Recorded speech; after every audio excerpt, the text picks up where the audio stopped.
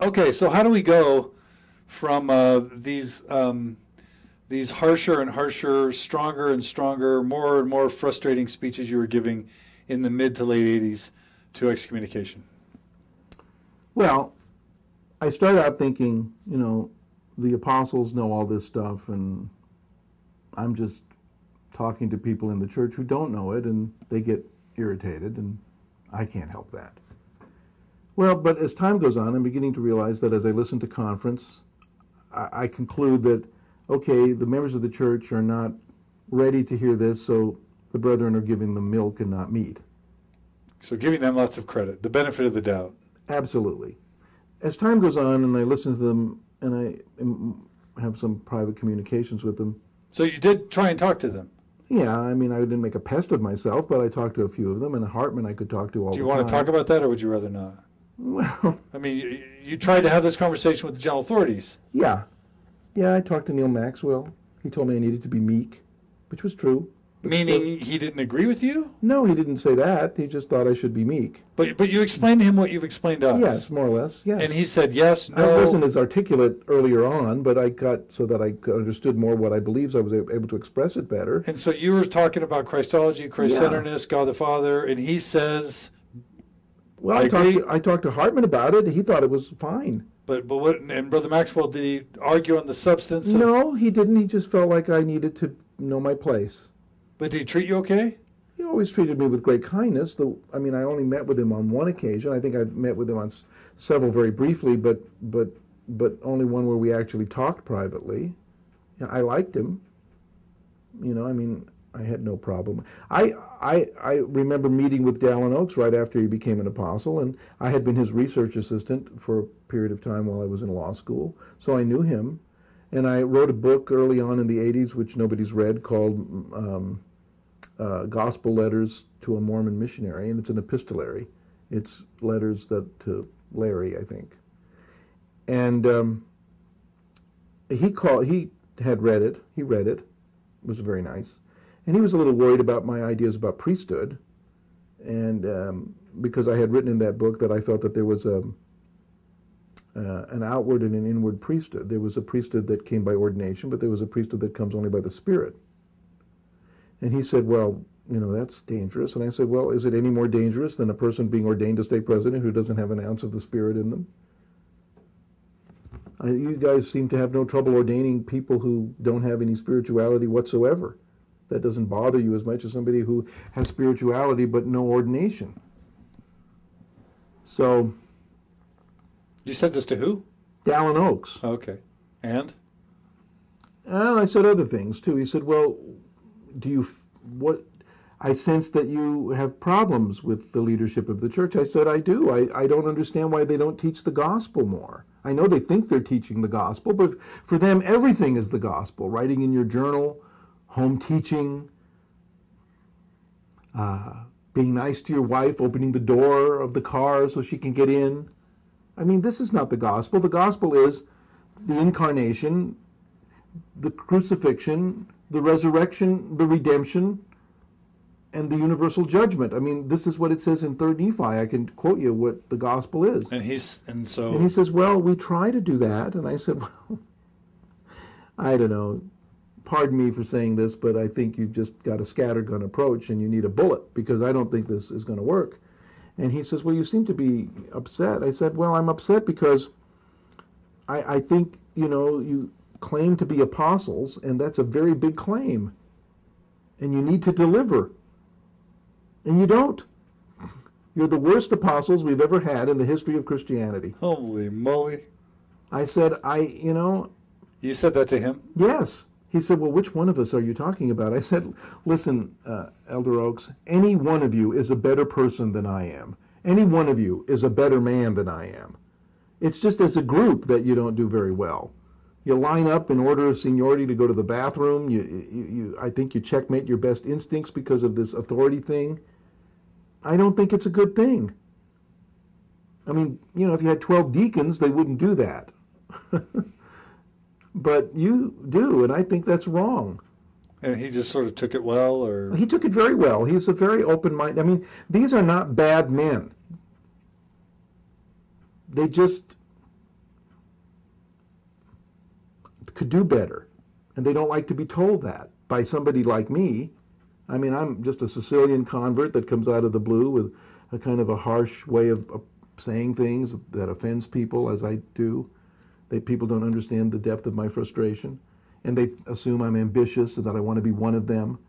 That's not how I feel. I certainly would not want to be a leader of the church. I just don't understand how we are being true to all of those early Mormons who buried children in shallow graves between St. Joseph's, Missouri and Salt Lake City, who made huge sacrifices for this church and have continued to do so down through the 20th century. I don't know how we can be true to those people by denying what we are, because we want the praises of a world that is so deeply confused that their praise or their criticism should not matter to us. So what about just the argument out of sympathy that they're just trying to get people to stay married, they're trying to get kids to stay off drugs and alcohol and have sex and not have, illegitimate children. They're trying to help people just have a happy, normal, healthy life, and that, the practical advice maybe is the most relevant and important. And whether Jesus was God or Jesus was the Son, or whether Adam assumed some angelic position so that Jesus could come down to the earth or God could become Jesus, maybe what's wrong with the argument that that's so less important than things like doing your home teaching so that people can help each other in the ward, help families grow, raise righteous children? Forget all that theology and doctrine and focus more on sort of the day-to-day practicalities. What's wrong with feeling empathy for the fact that they're just trying to help people stay married, have productive lives, keep their jobs, keep their families intact, and raise their children relatively healthily? And so they have a lot of practical advice for that. Well, down in Melanesia, when a person is dying, this was years ago, I guess it doesn't happen now so much, they felt that the spirit was going to leave the body. Person got very ill. And so what they do to keep this spirit from leaving the body of this ill person, quite ill person, was that they would make a compound of grass and dung and mud and urine, and they would make a paste. And they would put the paste in all of the person's bodily openings to keep the spirit from coming out. The result was always traumatic, and death always ensued. But the elders felt that they had done their best.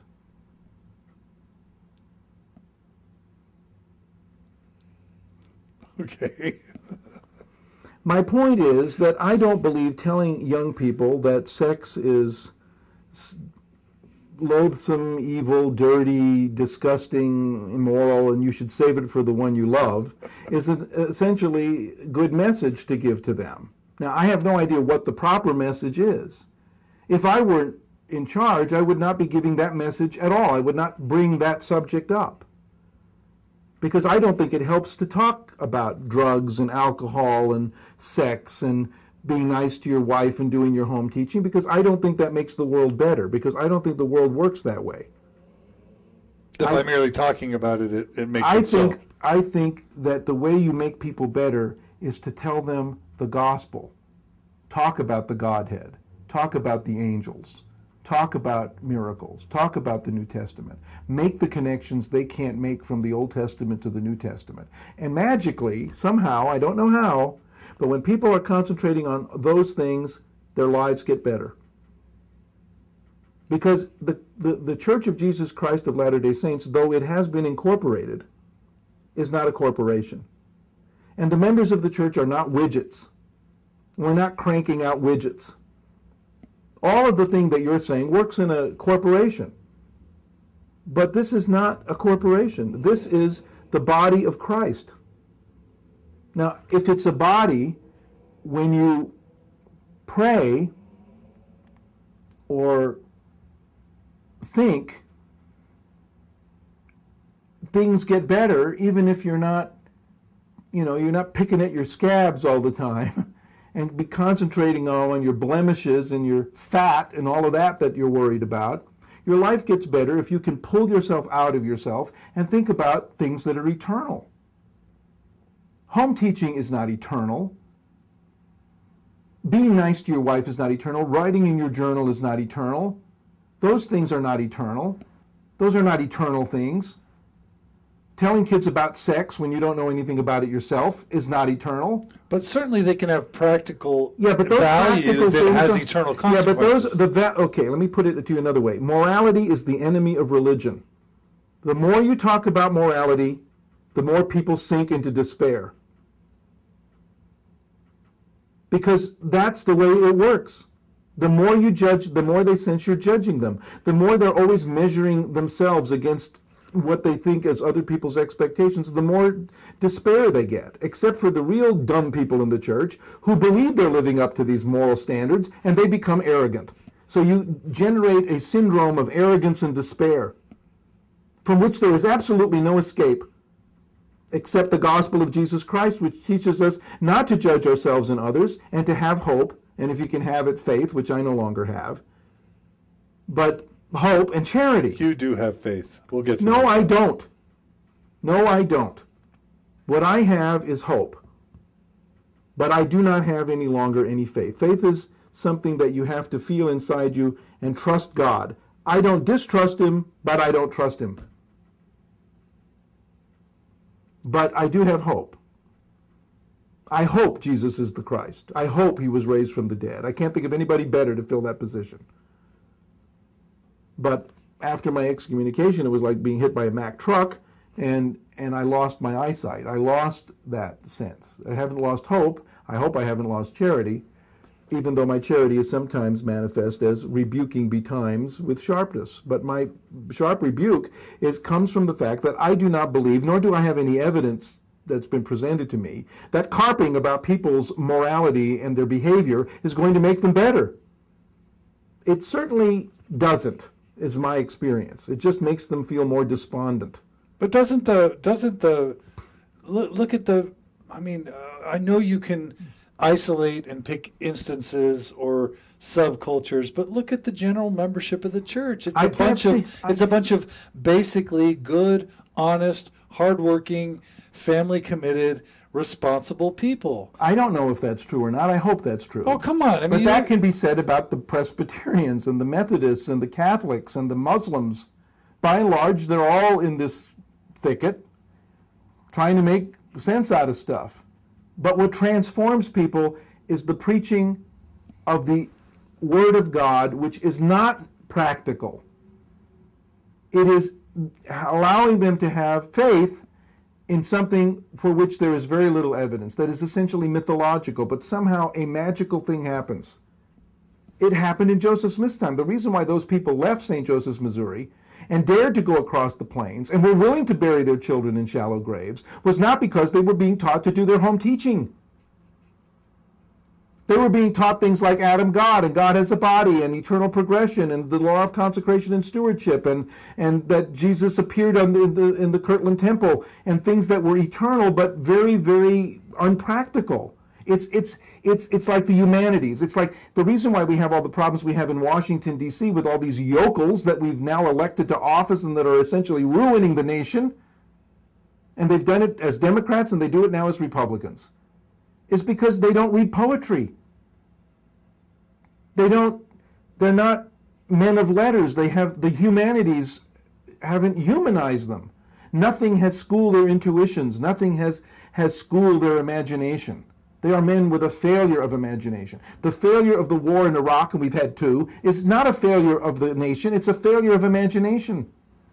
We could not imagine by sending 19-year-olds and giving them Kevlar and AK-47s that they would kick in the doors of innocent people and shoot dogs and children. I'm just a bankruptcy lawyer, and I could have imagined that. What is it that they're taking that would kill the imagination, that they couldn't imagine what I'm saying? That they would send our guys, and we're having our guys torture their guys. But the worst effect is going to be on our guys, not today, 10, 15 years from now, when they realize what they have done. And there will be in their minds no atonement. It's not by teaching practical things that we humanize the world. It is not practical to say to the world, I am the bread of life. He that believeth in me, though he were dead, yet shall he live. and he that believeth in me and liveth shall never die. There's nothing practical in that. And yet, even as I say it, can't you hear it resonating down the centuries of 2,000 years and bringing people into something better than what they lived in whatever mud or plague or other thing that they had to go through? It is the impractical thing that the apostles are given to teach. What is that impractical thing? That God himself entered into the world, laid aside his sovereignty, his glory, his kingdom, and made himself into a Jew, and lived in Jerusalem as a carpenter's son, and allowed himself to be scourged and afflicted and hammered with nails, and die, and rose again from the dead, and take everything up with him. That's very impractical. And yet that is the thing that gives people hope, and that is the thing they don't say, because they're so focused on trying to keep people from having sex illicitly. Well, that is a no-win proposition. They are, of course, going to have sex illicitly, and they're going to take drugs. And why do they do it? Because they have no hope. But they talk about the atonement. They talk about the atonement all the time. They don't talk about the atonement. They do. They talk about every conference. Creditors and debtors, and Christ paying the debt, and your obligation to be obedient. That is not the atonement. No, but they talk about mercy, and they talk about, salvation. They totally. Maybe they weren't as much when you were. I mean, I'm talking about general conferences I go to now. Then how come those things are so boring when they say them? I guess it depends. It isn't false doctrine that is a problem in the church, it's boredom. Okay. And they don't want people. I believe that they have a problem. I don't believe they're, I'm not saying that I am the apostle and they're not. I'm saying they need to do a better job. They're losing too many people. They're worried about leaving the church in worse condition than they got it. And they are. And that's because this pendulum has swung toward legalism. The more you emphasize morality, the more you emphasize these things, even if you say it nicely. I mean, you've got to be talking, their position on gays, their position on women, their position on a number of different issues is just very punishing. They've got to come to that balance about being loving and open, but strict about the ordinances. I mean, I know that sounds... And you cannot address the problems of people directly. You can let them tell you their problems, but then what you have to say back has to be, you can't be giving them advice like that, because you can't give generalized advice. It doesn't work. I mean, you don't see Jesus giving generalized advice. What he says seems sometimes contradictory. He that loseth his life shall find it. He that seeketh his life shall lose it. And you go, oh, wow, blessed are the peacemakers, the cheesemakers, Oh, he must mean everyone in the dairy industry. It's confusing what he says, but it isn't confusing to the heart, because it does something there if you just let it. It is an instruction that isn't like an order. It's an illumination. And that's what I feel is missing. I mean, maybe the brethren do a better job than I think. Maybe they don't. They should not have excommunicated me for pointing out that they need to do better. Well, let's talk about that. So take us from your speeches at Sunstone and your private conversations with some apostles to your excommunication. Well,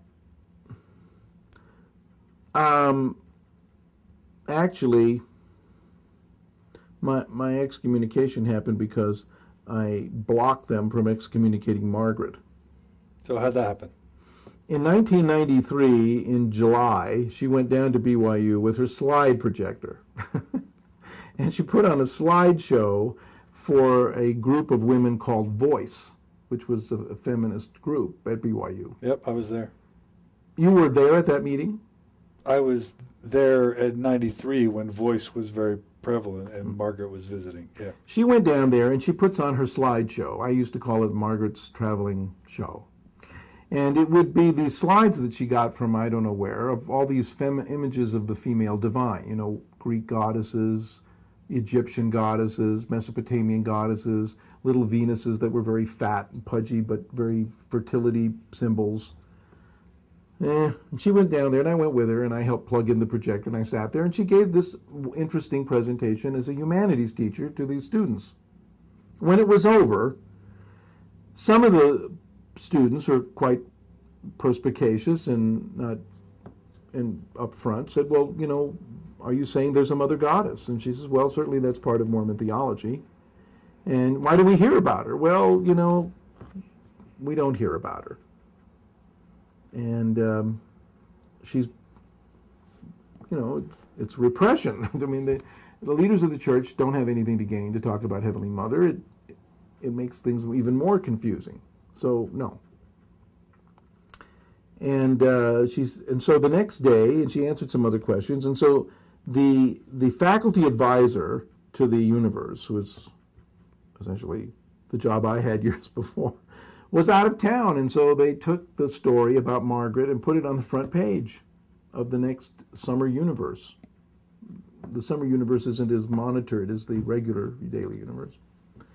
And it said, Mother God repressed, voice told, with a picture of Margaret and then the story about her, which wasn't really what she had gone there to do, nor was it the main point, but it got in the paper. It was the most sensational thing. And this is Cecilia Farr's there, Gail Houston's there. This is a pretty sensitive time, right? Isn't Cecilia Farr like marching on the Capitol steps for abortion, and they're holding vigils at BYU about pro-choice or pro-life, and I mean I remember it being a very volatile time. Okay, well, I didn't know that, but yeah, anyway, Boyd Packer sees this on the front page of the Universe, which he reads. I hope it's not his only source of information, but he read it. And rather than call Kerry Hines, our stake president, we live in Salt Lake in the Cottonwood area, and instead of calling him, he calls Melvin Hammond down in Mexico, is in an area presidency, because Melvin Hammond knows Kerry, and Kerry knows Boyd Packer because they were in the Seminary and Institute program at one time, maybe in Brigham City or somewhere. So they're all friends. Maybe not friends, but they know each other. I think Kerry looked upon Elder Packer as a mentor, maybe. Well, anyway, Elder Packer calls Elder Hammond and says, I don't know why Kerry can't control that woman, something like that. And Hammond, soon after, maybe the same day, calls Kerry and says, I just got a call from Elder Packer, and he thinks you can't control that woman. You got to do something. So I think then what happens, that triggered a call from Kerry Hines to Elder Packer, saying, well, what can I do to make this good? And so he went to visit him. I don't know whether they visited the church office building. Elder Packer lives kind of down in our area. Maybe he went over to his house or something. And that happened on the same day that happened, that afternoon.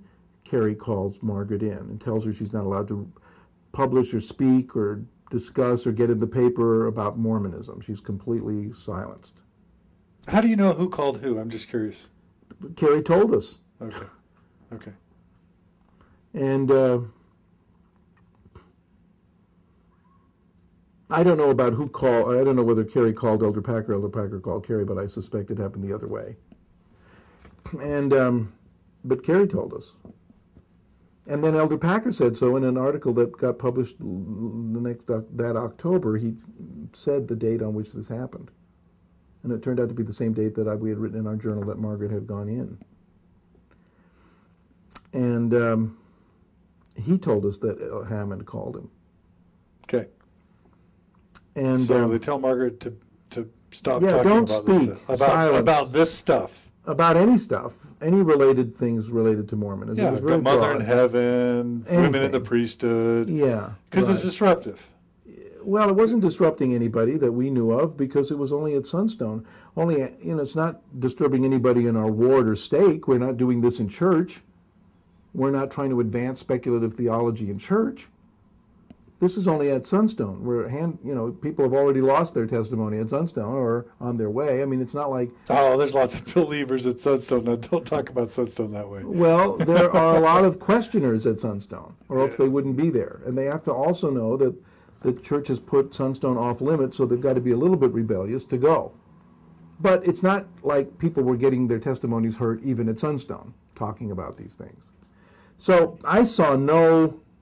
That's what they said to us. That's what Carrie first said. You're damaging people's testimony. And I said, well, who? Show me one person whose testimony has been damaged by anything I've said. And if it comes to taking a body count, I will put my body count of lost testimonies against Boyd Packers any day of the week. Okay, wait. Why are they talking to you when it's Margaret who gave the speech? Because the woman is nothing. They always involve the husband. So they called you about Margaret's speech? Yeah. They didn't call her at all? They called her in on that day to talk to her. I didn't go. And then how'd you get... Well, because he said I should be meeting with you and your husband. Okay. So he set up another meeting for me. Okay, all right. And at that point, I told him that I supported Margaret and that I wasn't going to tell her to... I'm not going to stand by his statement. I'm going to stand by her beliefs. And we had several meetings, and I conflate them in my mind, although I think in my journal I have them all, I made contemporaneous entries so that I would remember, but I don't right now remember. But I do know we met on August 5th. I remember that date. I think we met, and I met another time alone with him. So I think we met twice with Margaret and once alone with him. But I do remember when I was alone with him, when I met him alone, I think he may have called me in to talk to me alone. I went to his house, which is by the Cottonwood Country Club, and it's a very lovely house, and he has a nice study, and he's got beautiful furniture in this nice study, and he's got an elk's head on the wall, and I'm sitting there talking to him, and I'm not the kind of a person that I am a little anti-authoritarian, as you know, and I don't suffer fools lightly. And I said, Carrie, this is beyond you. You are not a theologian. You are not a person who studied the Scripture. You're a real estate agent, and you should stay out of this because you don't know what you're talking about. He's your stake president. Yeah, he's my stake president. And he says, well, So you start trying to talk about the theology, and No, I don't talk about the theology. He's talking about the theology. And I'm saying to him he doesn't understand what he's talking about, and he should stay out of that because he doesn't know anything about theology. And I said, but I don't think you have the right to silence my wife. I don't think you have that kind of authority. And he says, well, you're damaging people's testimony. And I said, well, you can't. I find one. Bring somebody in here who says their testimony was ruined by Paul Toscano or Margaret. You're never going to find somebody who'd say that. You really don't believe that a discussion about how the top church leadership doesn't have the nature of God or the atonement right. Women should have the priesthood, but they're suppressing it and they're being abused, and that there should be a discussion of Mother in Heaven, but we're not doing it because we're scared or because we're trying to keep the people down. You don't think those who are persuaded by those beliefs don't ultimately come to some type of conclusion that at a minimum the church isn't what they thought it was, but at maximum that it's corrupt and rotten and they should leave it? You really don't believe that? Well, I would believe it if those things, what you said, happened. But that's not what was happening. Those are your main arguments. Well, you're confusing what I believe with what we said. Well, that's what you were saying in Sunstone. Yeah, in Sunstone we were saying that, but that Sunstone doesn't get picked up by the church. Oh, come on! It was like 6,000 to 10,000 subscriptions, plus whatever Peggy Fletcher Stack started writing in the Salt Lake Tribune, and it started getting amplified in the early '90s. And that's I don't believe that it hurts people's testimonies. I just don't believe it. You believe that what you and Margaret were teaching from the mid-'80s to the early '90s was testimony neutral to people's conviction Well, I and think dedication it was to the actually church. testimony positive, because most of the people we were talking to, and most of the people that even Peggy Fletcher's articles are reaching, have no effect on people who've never heard this, because it wasn't laid out well enough for them to be damaged by it. They just think there's a bunch of nutcases out there talking about something. They don't get it. It's the people who already know about it and can't contextualize it who we were helping. But your conclusions are that the brethren don't have it right, and Well, that so the church is messed up, and that, and it's continually oppressing. Is this a shock to you that the church is messed up? No, I'm saying that you're trying to argue that wouldn't have a deleterious impact on their levels of activity or convictions about the truthfulness or the goodness people of that the we're church. talking to already believe the church is messed up and don't believe the brethren know what they're talking So about. all those girls at the Voice thing at BYU, the freshmen through seniors, and this young, these BYU females, they already had these notions. Well, there were 20 people there, 20 women. No, but the worth of the soul is great. I mean, Yeah, if it's there were 20 women there already concerned about the role of women in the church, or they wouldn't have been in a feminist group at BYU. They raised Margaret just gave a presentation about how goddess images appear in artwork. They were the ones who raised the question. She said, well, there is the Mother in Heaven theology in Mormonism. Why don't we hear more of it? Well, it's in Joseph Smith's teachings, it's in Eliza Snow's hymn. It just doesn't get spoken of very much. It's kind of repressed. That was mostly all she said. Is it possible that you underestimate the potential impact or even danger of what you and Margaret were teaching? Well, let me ask you this. In terms of the strength and vitality of the church. Do you think that the brethren damage people by taking a position against homosexuality and damaging all of those people in the church who are homosexuals? Do you think that the brethren's position on being Republicans doesn't damage those people who want to ally themselves with Democrats? Do you think that the leaders of the church's position on the question of money as a sign of God's favor doesn't hurt the poor? Okay, so all those things can be debated. Do you think that the church's interpretation of tithing, where you pay tithing on the gross, doesn't systematically damage the poor? Okay, those are all, we could argue those. Well, don't you think that the leaders of the church have more opportunity and more potential to damage people's testimonies than we did? So yeah. So why aren't they excommunicated on the same grounds? Why are we excommunicated for damaging people's testimony, but not Boyd Packer? My question was, my question was not whether or not they can do damage. My question was, are you sure you guys weren't doing damage Well, to I can't be people's faith absolutely in the sure. church, to people's faith in the church, and in their levels of commitment and devotion to the church that would ultimately speak to the church's strength? Or All I influence the can church's say strength? is, show me somebody who will say that we have damaged them. That is a fact. That is not something that you can make up. If somebody had been damaged, show me. I can show you dozens of people who've been damaged by the leaders of the church. You show me one person that was damaged by Margaret. Show me one person who lost their testimony because of something I said or she said. Margaret talked in her interview about a lot of women who ultimately were dissatisfied by the way women were treated in the church, and it made them leave. Yeah, but that had nothing to do with what she said. It was how they were treated in the church. Margaret wasn't treating them. It was how they were treated by their bishops, their husbands, their stake presidents, and other males. You have to come up, if you're going to say you're going to convict us for damaging somebody, you better come up with a body. You need to come up with a wounded person. You can't get somebody in jail for, running over somebody unless you can produce a person run over. What we were trying to do was go to those people who were already damaged by the juggernaut and take the people that were on the side of the road, whom had been passed by the priests, and we're going over them to tell them, well, Joseph Smith did teach that there was a mother in heaven. Okay. Joseph Smith did promise the women the priesthood. The fact that the leaders of the church now have not carried through on it does not mean that God himself wasn't worried about this at one time.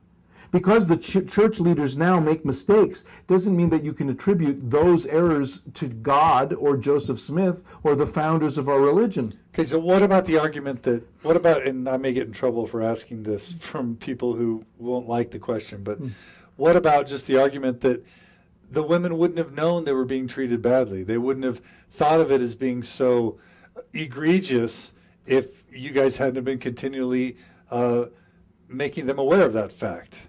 Well, you know, I mean, lots of women stayed active in the church for a lot of years before any of the progress made in feminism or first, second, third wave feminism, and somehow they weren't defecting in masses. You know, they were staying active and contributing to a relatively healthy church, one that you would say was healthier then than it is now.